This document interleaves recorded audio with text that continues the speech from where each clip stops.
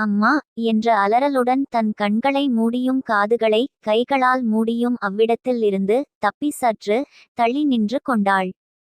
சில நொடிகளில் நடந்து முடிந்த செயலில் கால்கள் தடுமாற அங்கிருந்த நடைமேடையில் அமர்ந்து விட்டாள். அவளின் பயம் தன் கைகளிலும் முகத்திலும் வழியும் குருதியை கூட துடைக்க மனமின்றி கைகள் நடுங்குவதிலேயே தெரிந்தது.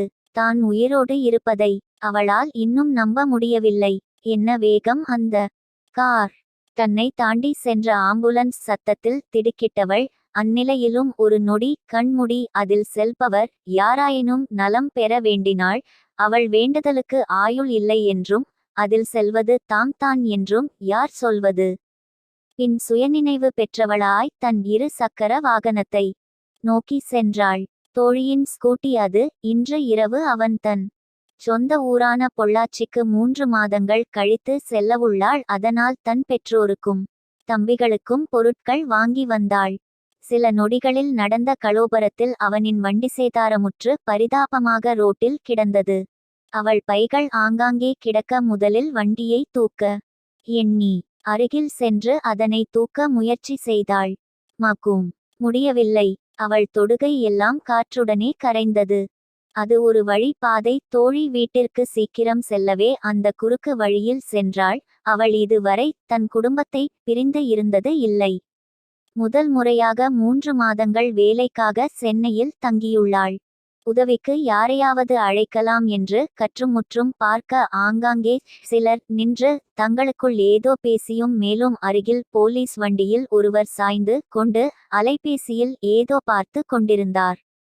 அவரிடம் வண்டியை தூக்கி தர சொல்லலாம் என்று எண்ணி பக்கத்தில் சென்று அழைக்க அந்நேரம் சரியாக அவருக்கு அழைப்பு வந்தது. அழைப்பை ஏற்று அவர் கூறிய செய்தியை கேட்டவள் அவ்விடத்திலேயே உறைந்து நின்று விட்டாள். அவள் ஸ்ரீநிதி. 1 வருடத்திற்கு முன்பு பொள்ளாச்சி அருகில் சிறிய கிராமம் ஸ்ரீநிதியினது. சுந்தரம், வள்ளி, தாத்தா பாட்டி தம்பதியருக்கு 4 மகன்கள். மூத்தவர் மூர்த்தி, இளையவர் ரத்தினம், ராஜ், கோபால் அடுத்தடுத்து பிறந்தவர்கள். மூர்த்தி சித்ராவிற்கு விஷ்ணு என்ற மகனும் ஸ்ரீநிதி என்ற மகளும். ரத்தினம், கமலா தம்பதியருக்கு 2 மகன்கள் ரவிராம், ராஜ், வித்யா தம்பதியருக்கு இரட்டையர்கள் நவீன்புனரேன். கோபால் செல்விதற்போது உயிருடன் இல்லை. தம்பதியருக்கு ஒரே மகன் மனோஜ். அண்ணன் தம்பி 4வரும் அருகருகே வீடு கட்டி வசிக்கின்றனர். சுந்தரம் தம்பதியினர் மூத்தவர் வீட்டில் தங்கியுள்ளனர். இவர்களின் பிரதான தொழில் விவசாயம். கோபால் மட்டும் படித்து அந்த ஊரில் உள்ள அரசாங்க பள்ளியில் ஆசிரியராக இருக்கிறார். வறுமை காரணமாக மற்ற மூவரும் படிக்க முடியவில்லை. ஆனால் தம்பியை படிக்க வைத்தனர். இவர்கள் குடும்பத்தில் பிறந்த ஒரே பெண் வாரிசு ஸ்ரீநிதி மட்டுமே. அதனால் அவள் அனைவருக்கும் செல்லப்பிள்ளை. டேட்ஸ் லிட்டில் பிரின்சஸ் கேள்விப்பட்டிருப்போம். ஆனால் அவள் அந்த குடும்பத்தில் உள்ள 3 தலைமுறையினருக்கும் இளவரசிய மன மெண்டல். மனதில் லக்க லக்க லக்க பொல்லா. வயதில் டக்க டக்க டக்க கொட்டும் இசையில் கே என் கண்மணி மடியில் என்ற பாடல் ஹைடெசிபெல்லில் ஒலிக்க 2 கைகளையும் விரித்து வானத்தை அண்ணாந்து பார்ந்து அந்த மாலை வேளையில் ஆள் அரவமற்ற சாலையில் வேகமாக ராயல் பின் அமர்ந்து ஏகாந்தை கண்மூடி ரசித்து கொண்டிருந்தாள் ஸ்ரீநிதி. படாரென விழியை திறந்தவன் முன்னால் வண்டியை ஒட்டிச் சென்ற அவளவனின் முகத்தை காண முயன்றாள். அவளின் முயற்சியை உணர்ந்து சட்டென வண்டியை இந்த திடீர் செயலில் அவன் மேலேயே தடுமாறி விழுந்தாள் ஸ்ரீ. அதில் முகம் சிவக்க வண்டியில் இருந்து இறங்கினாள். புன்சிரிப்புடன் தன் கையுறைகளையும் தலைகவசத்தையும் கழற்றினான். இவள் விழி விரித்து ஆவென அவனை காண்பதற்குள் திடீரென மாறிய வானிலையில் மழை பெய்ய ஏனோ வித்தியாசமாக உணர்ந்து மழைத்தண்ணீர் சூடாவா இருக்கும் என்று அடித்து பிடித்து எழுந்து அமர்ந்தாள் ஸ்ரீ. ஐயோ, இன்னைக்கும் வட போச்சே. நிலைமை புரியவே சில நிமிடங்கள் ஆக அதற்குள் கத்தியிருந்தாள் அவள். இதை கேட்டு சுற்றி இருந்தவர்கள் முகம் அஷ்டகோணலாகியது. இதில் கடுப்பான ராம் நட்சத்திரக்குறி. சரியான தீனி பண்டாரம் எப்ப பாரு சாப்பிட்டறத பத்திதான் நினைப்பு. நவீன் போய் இன்னொரு வாளி கடு தண்ணீர் கொண்டு வா இன்னு இவ தெளியல என்றான். சரிண்ணா நவீன். மலங்க விழித்தவள் முன் அவளுடைய சித்தப்பா பசங்களான ரவி, ராம், நவீனுரேன், மனோஜ் நின்றிருந்தனர். ரவி ஸ்ரீயை விட 2 வயது மூத்தவன். அவனுக்கு போலீஸ் அதிகாரி ஆவதுதான் கனவு. எனவே கடும் உழைப்பால் இருமுறை தோல்வி கண்டு 3ஆம் முறையாக எழுதிய சிவில் சர்வீஸ் தேர்விலும் அடுத்தடுத்த எழுத்து தேர்வுகளிலும் வெற்றி பெற்று IPS பயிற்சிக்காக அடுத்த மாதம் டெல்லி செல்லவுள்ளான். ராமும் ஸ்ரீயும் 8 மாதங்கள் இடைவெளியில் ராமை 1 வருடம் கழித்து இருவரும் ஒன்றாக படிப்பது போல் பள்ளி சேர்ந்தனர். ஸ்ரீக்கு பாடிகார்ட் போல். ஆனால் இவள் செய்யும் லூட்டிகளில் விழிபிதுங்கி நிற்பது என்னவோ ராம்நான்.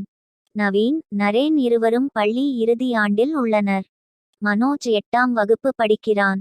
ராம் கூறியதை கேட்டு பதறியபடி எழுந்தவள், டேய் இருங்கடாட, அர்த்த ராத்திரியில் ஏண்டா இப்படி பண்றீங்க? நட்சத்திரக்குறி என அழுவதை போல் அப்பாவியாக முகத்தை வைத்து கொண்டிருந்தாள் ஸ்ரீ. நரேன், என்னது அர்த்தராத்திரியா? விடிஞ்சு 6 மணியாச்சு. எழுத்துரு அக்கா, இன்னைக்கு என்ன நாளாவது தெரியுமா என்றான் கோபமாக. நட்சத்திரக்குறி சண்டே தாண்டா இன்னைக்கு, ஏண்டா இவ்வளவு சீக்கிரம் எழுப்பு நீங்க? ஆமா சண்டே, எப்பவும் நான் தான 10 மணிக்கு உங்களை எழுப்பவேன். என்ன எல்லாரும் சேர்ந்து பழிவாங்குறீங்களா என்று சினுங்கினாள். இவர்களின் சம்பாஷணைகளை ஓரமாக நின்று பார்த்து கொண்டிருந்த ஸ்ரீயின் அண்ணி சவிதா, விஷ்ணுவின் மனைவி. திருமணம் முடிந்து 6 மாதங்கள் ஆகிறது. ஸ்ரீயின் கல்லூரி சீனியர். அப்பொழுதே இருவருக்கும் நல்ல இணக்கம். அமைதி குணமுள்ள சவிதாவிற்கு துரு ஸ்ரீயை எப்போதும் பிடிக்கும். யதார்த்தமான குணமுள்ளவள். இதில் மானசீகமாக தலையில் அடித்து கொண்ட ராம், ஹே லூசு, உன் புத்தி போகுது பாரு. சரி guys, ready one two three happy birthday Sri Kutty என கோரஸாக அனைவரும் கத்த திகைத்து நின்றாள் ஸ்ரீ. எப்படி மறந்தேன் என ஒரு நிமிடம் தன்னையே திட்டிக் கொண்டு அனைவரின் வாழ்த்தையும் பெற்றாள்.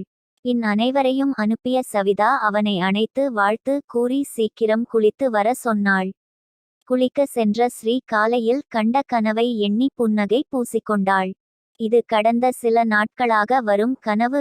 வேறு சூழலில் அவளவனுடன். யார் அவன்? எங்கிருக்கிறான்? ஏன் அவனின் முகம் கூட கண்டதில்லை. ஆனால் கனவில் அவன் தோன்றினால் அன்றைய நாள் புத்துணர்ச்சியுடன் வலம் வருவாள். இது வெறும் உணர்வு என்றளவிலேயே எண்ணி இருந்தாள் ஸ்ரீ. ஏனெனில் யதார்த்தமான வாழ்க்கை வாழ நினைப்பவள் இது போன்ற கனவுகளை அதிகம் நினைக்க மாட்டாள். அன்றும் அதேபோல் தான். புது உற்சாகம் தானாய் ஒட்டி கொண்டது. கனவை நினைத்து பார்த்தவள் கண்கள் ஆச்சரியமாக விரிந்து கொண்டது. ஆம், அவனின் அடையாளமாக வலது கையில் கட்டைவிரல் பக்கமுள்ள சிறிது பெரிய மச்சம். வழக்கம் போல சிறிது நேரம் அதில் மூழ்கி விட்டு பின் தலையில் தட்டி கொண்டு கிளம்பி கொண்டிருந்தாள்.